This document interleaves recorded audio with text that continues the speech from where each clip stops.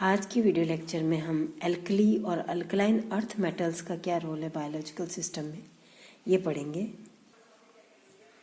Alkali और alkaline earth metal में total 4 metals हैं जो बहुत ही इम्पोर्टेंट हैं बायोलॉजिकल सिस्टम में। ये हैं sodium, potassium, calcium and magnesium. जो सोडियम है ये जीवों के नर्व फंक्शनिंग में, नर्व सेल जो होती है उनके फंक्शनिंग में बहुत ही इम्पोर्टेंट है। इसी तरह से जो पोटेशियम है, ये दोनों ही जो एक्स्ट्रा सेल्यूलर फ्लूइड है एनिमल्स में उसके इम्पोर्टेंट पार्ट है। और पोटेशियम भी लगभग सभी ऑर्गेनिजम्स में बहुत ही इम्पोर्टेंट है और इसेंशियल भी है। केवल ब्लू ग्रीन एल्गी होते हैं जिसके अंदर की ज़रूरी नहीं है, और ये भी नर्व इम्पल्स को ट्रांसमिट करने के लिए और कार्डियक फंक्शन के लिए बहुत ही इसेंशियल एलिमेंट है। मैग्नीशियम जो है ये सभी क्लोरोफिल में प्रेजेंट होता है, और जो दूसरे इलेक्ट्रोकेमिकल और एंजाइम एक्टिवेटेड फंक्शंस होते हैं इसके, और जो एनिमल्स हैं उनके अंदर मस्कुलर कॉन्ट्रैक्शन के लिए बहुत ही इसेंशियल है। जो कैल्शियम है 90% पार्ट इसका बोन्स में प्रेजेंट होता है, लेकिन इसके अलावा भी ये कई इंपॉर्टेंट फंक्शंस करता है, जैसे ये भी मसल कॉन्ट्रैक्शन के लिए बहुत ही ज़रूरी है, और कई प्रोटीन्स और एंजाइम्स में ये एक्टिव सेंटर का रोल प्ले करता है। अब हम कैल्शियम का जो रोल है बायोसिस्टम में उसको डिस्कस करते हैं। जो कैल्शियम है उसका मोबिलाइजेशन और डिपोजिशन है बायोलॉजिकल सिस्टम में, ये पैराथायरॉयड हार्मोन से कंट्रोल होता है। विटामिन डी, कैल्सक्वेस्ट्रीन, कैल्सीट्रॉन और ऑस्टियोकैल्शियम से। कैल्शियम जनरली टिश्यूज़ में ग्रेन्यूल्स के रूप में स्टोर्ड रहता है और शेल फॉर्मेशन के लिए उसको मोबिलाइज किया जा सकता है।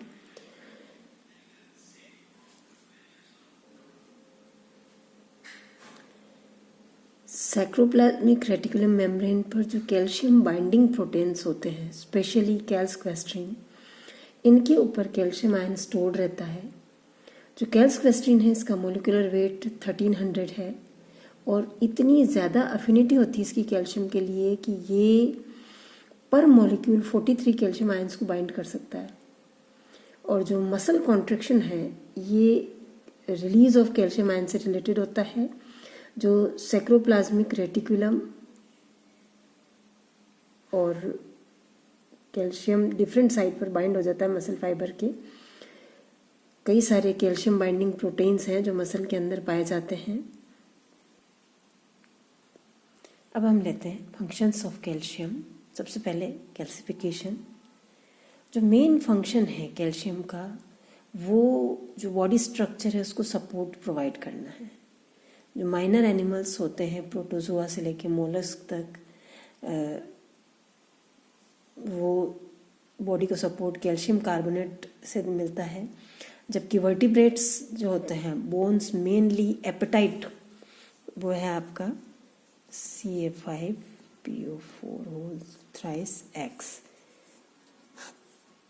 उससे हमें मिलता है। यहाँ पर X जो है बोन्स में तो है आपका OH, ये बोन्स का टीथ का सबसे चीफ कांस्टेंट है। और यदि आप हाइड्रोक्सिल ग्रुप को यहाँ से फ्लोराइड से रिप्लेस कर दें तो फ्लोरो एपेटाइट बनेगा, जो दांतों को एसिड से बचाव करता है। जब ऑर्गेनिक सब्सटेंस का फर्मेंटेशन होगा, कोई दांतों में बचा रह गया है, तो जो एसिड रिलीज होता है उससे ये बचाता है।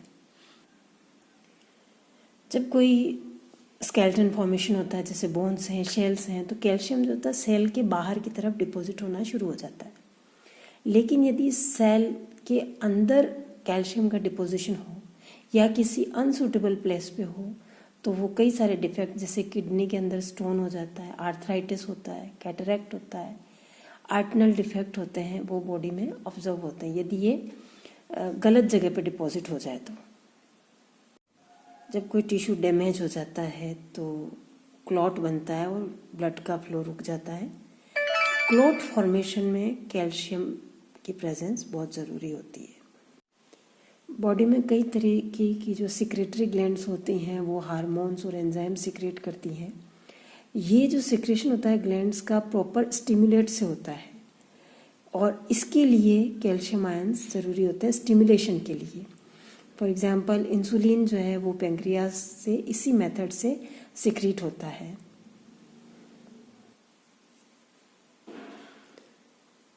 जो मोस्ट इम्पोर्टेंट फंक्शन है कैल्शियम का वो कॉन्ट्रैक्शन ऑफ मसल है। जो कैल्शियम आयन का रोल है वो ये कि ये नर्व पल्स को ट्रांसफ़र करता है। एल्कली मेटल आयन लेते हैं हम इनके बायोलॉजिकल रोल को। लिथियम आयन बहुत इम्पोर्टेंट है। यदि लिथियम कार्बोनेट LiTCO3 की एक छोटी सी डोज अगर डेली ली जाए तो ये मैनिया डिप्रेसिव साइकोसिस पेशेंट्स की ट्रीटमेंट के लिए बहुत ही हेल्पफुल होता है। इसका जो एक्शन है वो सोडियम पोटेशियम बैलेंस ब्लड में इन्फ्लुएंस करता है उसको।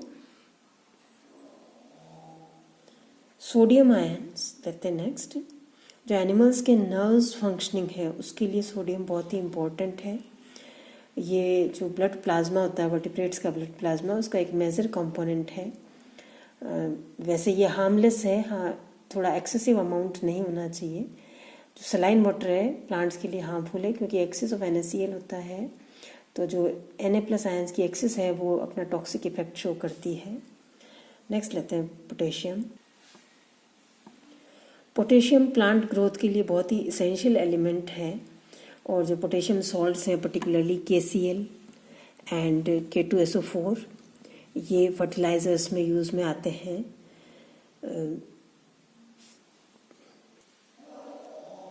ऑलमोस्ट हर ऑर्गेनिज्म के लिए पोटेशियम इसेंशियल है। सिर्फ ब्लू ग्रीन एल्गी में ये प्रेजेंट नहीं होता है। ब्लू ग्रीन एल्गी इसमें ये नहीं प्रेजेंट होता, बाकी सारे ऑर्गेनिजम्स में प्रेजेंट होता है और ये साइटोप्लाज्म का एक इम्पोर्टेंट कैटायन है। नर्व एक्शन में भी इम्पोर्टेंट है। मेटाबॉलिक एक्टिविटी के दौरान सोडियम प्लस आयन जो होते हैं ये इमीडिएटली पोटेशियम आयन से एक्सचेंज हो जाता है और इसको अपन कहते हैं आयन ट्रांसपोर्ट। आयन ट्रांसपोर्ट का जो ये प्रोसेस है उसको अपन सोडियम पोटेशियम पंप या सोडियम पंप भी कहते हैं सिंपली। ये पंप एक इक्विलिब्रियम मेंटेन रखता है एक्सटर्नल और इंटरनल सेल फ्लूइड के बीच में। नेक्स्ट लेते हैं नाइट्रोजन फिक्सेशन। नाइट्रोजन मॉलिक्यूल की जो बॉन्ड एनर्जी होती है इट इज़ 945 किलोजूल पर मोल। क्योंकि इतनी हायर इतनी ज़्यादा बॉन्ड एनर्जी है, molecular nitrogen generally chemical reactions में भाग नहीं लेता है नॉर्मल कंडीशंस में, लेकिन जो नाइट्रोजन के कंपाउंड्स हैं वो इंडस्ट्रियल और एग्रीकल्चरल फील्ड में काफ़ी इम्पोर्टेंट रोल रखते हैं और इसलिए नाइट्रोजन के कई सारे यूज़फुल कंपाउंड्स प्रिपेयर किए गए नाइट्रोजन और दूसरे एलिमेंट्स के कॉम्बिनेशन से, और इसी प्रोसेस को हम नाइट्रोजन फिक्सेशन कहते हैं। हम तो नाइट्रोजन फिक्सेशन को किस तरह से डिफाइन करेंगे हम? नाइट्रोजन फिक्सेशन वो प्रोसेस है जिसमें मॉलिक्यूलर नाइट्रोजन दूसरे एलिमेंट्स के साथ कंबाइन करके और वाटर सॉल्युबल कंपाउंड्स में कन्वर्ट किया जाता है। This is nitrogen fixation. Nitrogen fixation 2 levels पे होता है, एक तो इंडस्ट्रियल नाइट्रोजन फिक्सेशन, दूसरा बायोलॉजिकल नाइट्रोजन फिक्सेशन। तो अपन पहले इंडस्ट्रियल नाइट्रोजन फिक्सेशन लेते हैं। इंडस्ट्रियल नाइट्रोजन फिक्सेशन जैसे हैबर प्रोसेस है, जब प्योर हाइड्रोजन और नाइट्रोजन को 3:1 रेशो में पास किया जाता है, हाइड्रोजन 3 एंड नाइट्रोजन 1, तो हायर प्रेशर होता है काफ़ी 100 to 1000 एटमॉस्फेरिक प्रेशर और 725 से 775 केल्विन टेम्परेचर अमोनिया बनेगा। नेक्स्ट लेते हैं बर्कलैंड AD process.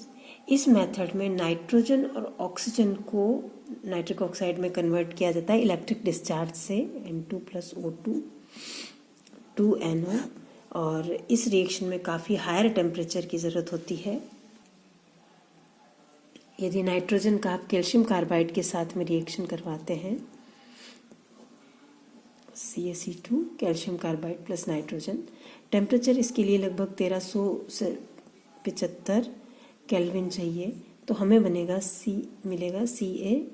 CaCN2 plus carbon.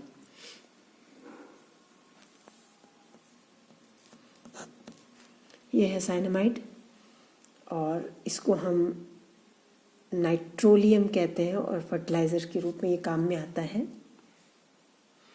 कई मेटल्स जैसे मैग्नीशियम, कैल्शियम, एल्यूमिनियम ये नाइट्रोजन से रिएक्ट करते हैं और नाइट्राइड बनाते हैं। जैसे मैग्नीशियम नाइट्रोजन से रिएक्ट किया, ये मैग्नीशियम नाइट्राइड बन गया।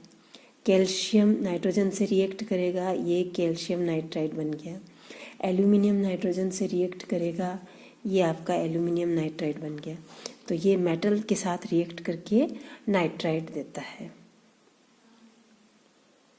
अभी हमने जितने भी इंडस्ट्रियल नाइट्रोजन फिक्सेशन देखे हैं उसके अंदर काफ़ी हायर टेम्परेचर और प्रेशर की ज़रूरत पड़ती है और जिससे कॉस्ट ऑफ प्रोडक्शन काफ़ी ज़्यादा बढ़ जाता है।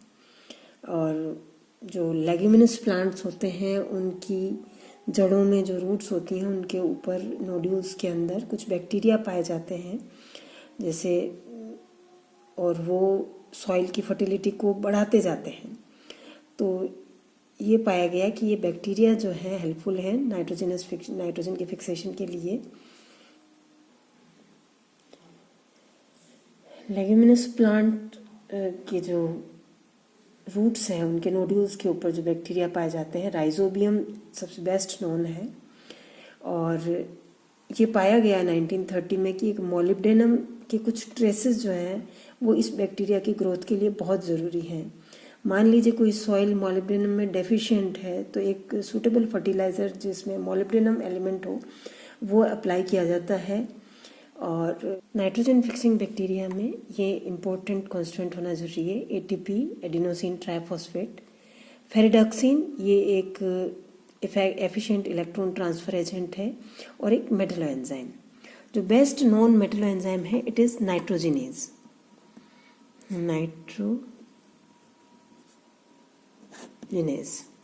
और ये नाइट्रोजन को अमोनिया में रिड्यूस कर देता है। नाइट्रोजिनेज एंजाइम जो है ये इसमें दो डिस्टिंक्ट प्रोटीन होते हैं, एक को हम कहते हैं MOFE प्रोटीन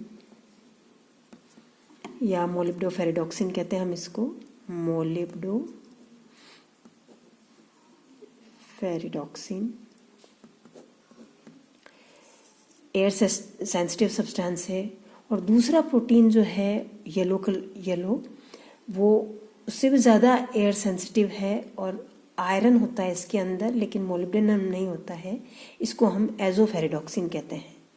केवल आयरन होगा इसके अंदर, एजोफेरिडॉक्सिन। ये भी बहुत ज़्यादा एयर सेंसिटिव होता है। नाइट्रोजन फिक्सेशन के लिए जो इसेंशियल स्टेप्स हैं वो इस तरह से हैं। नाइट्रोजन पहले मोलिब्डोफेरिडॉक्सिन प्रोटीन से साथ बाइंड हो जाता है और चूंकि नाइट्रोजन का आयरन के साथ बाइंडिंग का कोई डायरेक्ट एविडेंस नहीं है तो ये माना जाता है, अज्यूम किया जाता है कि नाइट्रोजन मोलिब्डेनम के साथ में जाकर अटैच होगा। ये नाइट्रोजन पहले मोलिब्डेनम के साथ अटैच हुआ, यहाँ पर रिडक्शन होता जाएगा इस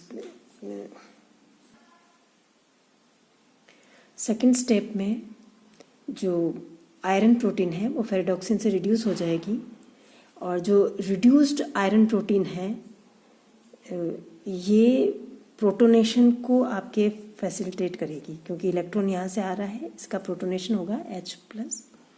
और इस तरह से इसके साथ एक प्रोटॉन जुड़ेगा, फिर एक और इलेक्ट्रॉन आया, यहाँ से प्रोटॉन आएगा, एक और प्रोटॉन, और इस तरह से ये NH3 बना, यहाँ से NH3 निकल गया। ये N एटम है एक, इस N एटम के साथ में भी 3 प्रोटॉन और 3 इलेक्ट्रॉन्स जो पायरुवेट इलेक्ट्रॉन पूल है उससे ट्रांसफ़र होंगे, एक और NH3 का मॉलिक्यूल निकल गया और ये मोलिब्डेनम वापस फ्री हो गया।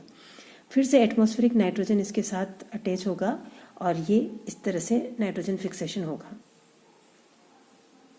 साइमल्टेनियसली जो ATP है वो हाइड्रोलाइज होगा और एनर्जी प्रोवाइड करेगा पूरे प्रोसेस के लिए और नाइट्रोजन फिक्सेशन हो जाएगा।